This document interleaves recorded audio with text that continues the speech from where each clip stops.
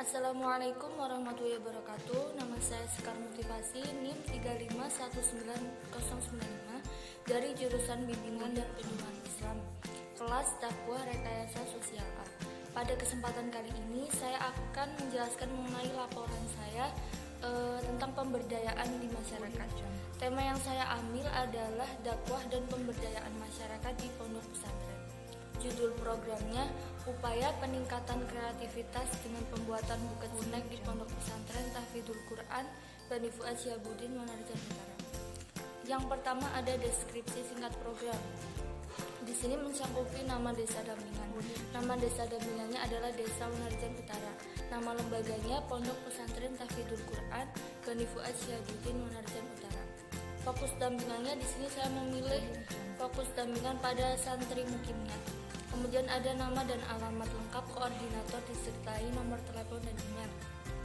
Di sini koordinatornya saya sendiri.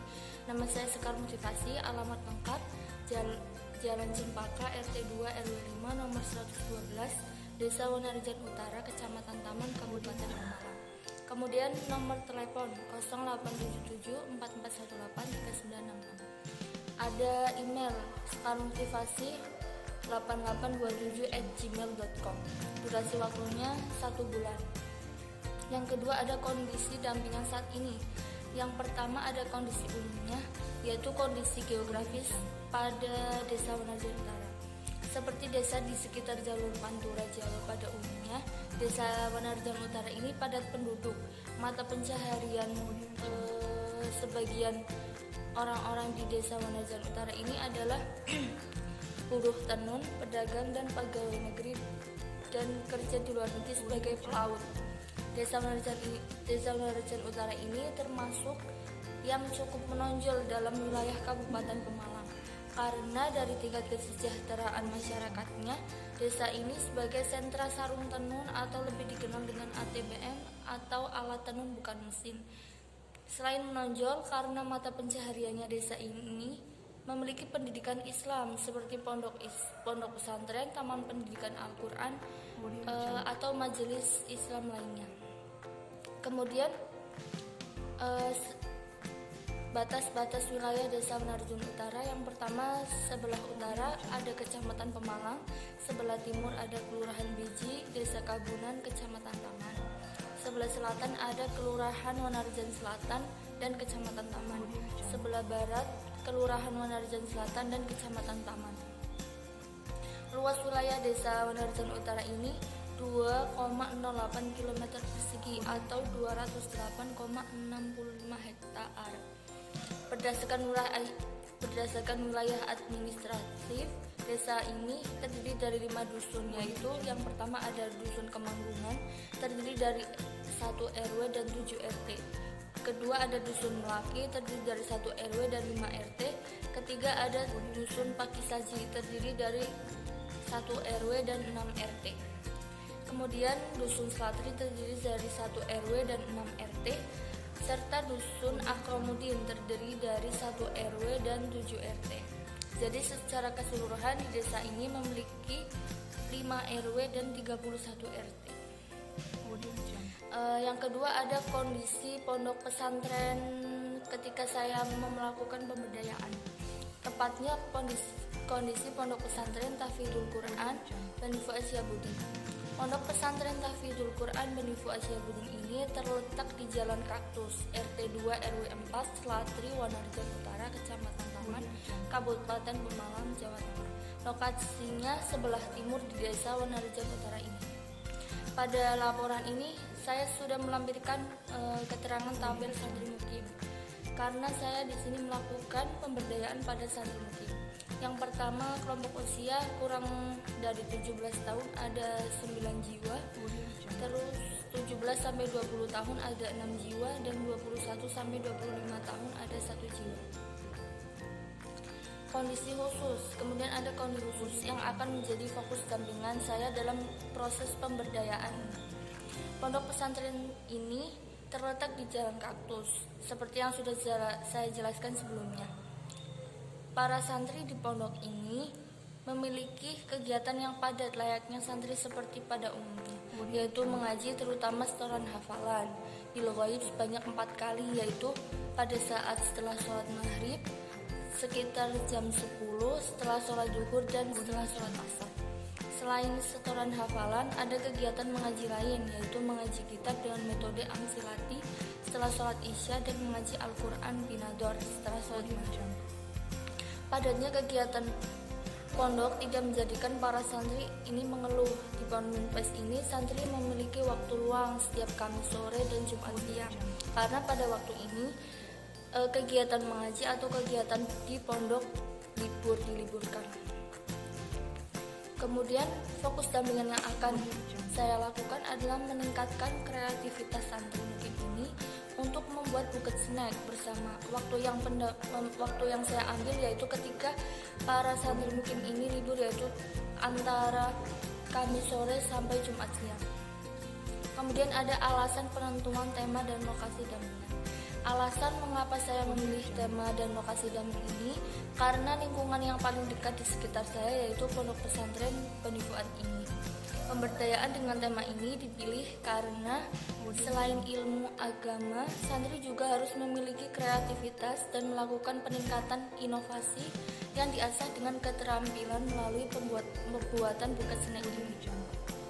Sedangkan pemilihan lokasi didasarkan pada pendamping, yaitu saya yang merupakan alumni dari pondok ini, dan tempat tinggal saya dekat dengan pondok ini. Dengan melakukan kegiatan pemberdayaan melalui pembuatan buket snack ini dapat meningkatkan kreativitas santri dan mengasah skill keterampilan mereka. Dengan memiliki kemampuan pembuatan buket ini dapat dikembangkan menjadi peluang usaha. Jadi setelah lulus dari pondok pesantren, ketika mereka memiliki kreativitas yang lebih, mereka dapat mengembangkan dan menjadikan ini sebagai usaha. Kemudian ada kondisi dampingan yang diharapkan atau target pemberdayaan. Pondok pesantren ini merupakan pondok yang terbesar di Wanarjin Utara. Selain santri mukim, ada juga santri luar, ada juga santri TPQ dan santri RA atau santri TPQ. Selain santri-santri yang ada istilahnya santri kalong, yaitu yang tidak menginap di pondok ini. Melihat kegiatan santri mukim yang padat dan fokus ke ilmu agama, tentunya setoran hafalan dan santri mukim ini tidak bersekolah formal karena mereka mengambil kejar paket. Ada sebagian santri yang bersekolah formal, tapi lebih banyak yang non formal, yaitu mereka mengambil kejar paket. Saya melihat bahwa santri harus memiliki kemampuan lain atau skill yang harus dikembangkan agar dapat meningkatkan kreativitas. Karena banyaknya santri yang ada di pondok pesantren ini, pada pemberdayaan ini saya memilih target, yaitu pada santri mukimnya saja untuk melakukan kegiatan dengan mengasah kreativitas dan skill melalui pembuatan buket snack ini. Karena skill dan keterampilan diharapkan dapat menciptakan peluang usaha di era yang semakin maju dan tentunya teknologi yang lebih canggih nantinya ketika para santri ini sudah terjun di masyarakat atau ketika sudah lulus. Kemudian ada langkah-langkah yang akan saya lakukan. Pada pertemuan pertama, saya merencanakan apa yang akan saya lakukan. Saya menjelaskan kepada para santri apa tujuan saya melakukan pemberdayaan ini dan merencanakan selama 1 bulan ke depan. Saya mengumpulkan para santri mukim untuk menjelaskan apa yang akan saya lakukan. Sehingga yang pertama saya menjelaskan kebutuhan yang dibutuhkan ketika membuat buket snack ini. Ada alat dan bahannya. Alat dan bahan yang digunakan adalah gunting, cutter, kardus, double tip, snack, solasi kain. Kemudian pada pertemuan kedua dilaksanakan tentunya pada malam Jumat seperti biasa karena para santri pada malam ini libur. Pada pertemuan kedua ini para santri sudah mengumpulkan alat dan bahannya, kemudian memulai untuk pembuatan buket snack. Para santri mengikuti arahan yang saya jelaskan kemudian mengikutinya dari step awal sampai step akhir. Dari praktek tersebut ada beberapa santri yang memunculkan kreativitas lain. Ada yang mengatakan bahwa selain snack, jilbab pun dapat dibuat buket juga. Kemudian pada pertemuan ketiga ini yang dilakukan adalah finishing. Karena pada pertemuan kedua saya melihat bahwa santri ini sudah paham apa yang saya arahkan dan tentunya apa yang saya jelaskan.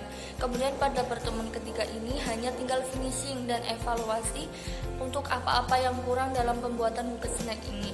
Tujuannya agar kedepannya lebih baik dan dapat meningkatkan kreativitas tentunya. Kemudian yang terakhir ada kendala dan saran dalam pendampingan. Kendala yang dilakukan pastinya waktu setiap pertemuan yang relatif singkat, karena memang dilakukan pada sekitar jam 8 malam sampai jam 10 saja. Karena pondok pesantren ini tutup sekitar jam 10 malam. Dari pemberdayaan yang telah saya lakukan, diharapkan santri dapat berinovasi dalam keterampilan yang diajarkan. Dan kegiatan ini dapat dilakukan kapan saja ketika para santri memiliki waktu luang agar mereka lebih produktif di masa pandemi ini. Apalagi sekian penjelasan dari saya, kurang lebihnya mohon maaf. Terima kasih atas perhatiannya. Wassalamualaikum warahmatullahi wabarakatuh.